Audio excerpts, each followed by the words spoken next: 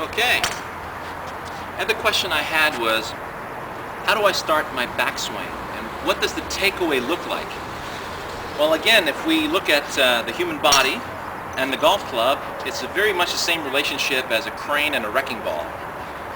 You got your crane, bring it forward, bolt it in the ground through the arches of your feet. You got your cable, arms and shaft, and you got the wrecking ball here, which is the club head. So the pivot of the crane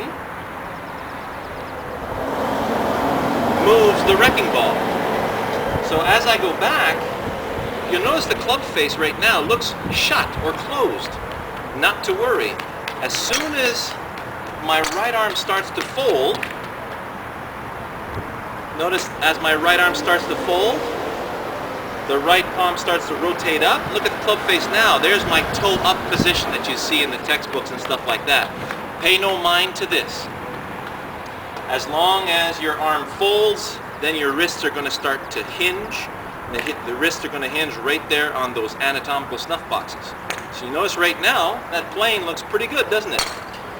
So if I use the pivot of my hips and body to toss the arms into the backswing, then my arms will naturally be lifted by momentum into the backswing. It's not me lifting them. So toss, and then let the momentum whip the arms through.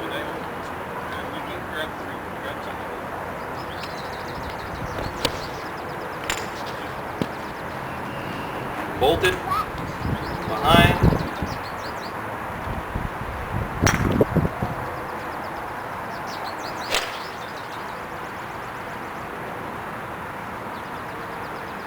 That felt really good.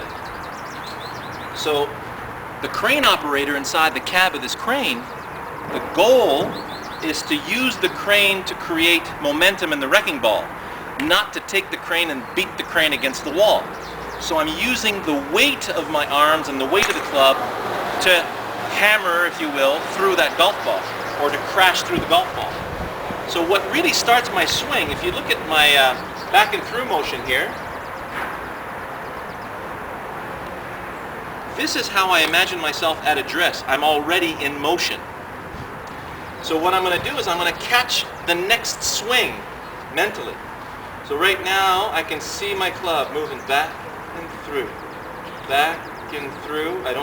I feel there's no interruptions in that momentum, and I'm just going to catch the next one.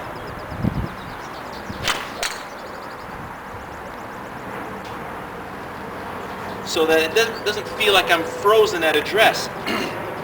If you had a medicine ball in your hands and you're trying to toss a medicine ball, it'd be very difficult to toss it from a static position. I would have to use a lot of my muscles, my core muscles. But if I nudge it a little forward, now I've got some momentum to toss it back. So I want to feel like my body is very relaxed and I already have a certain amount of momentum to start my golf swing. And I want this to, I'm going to feel that this is very much imagined, right?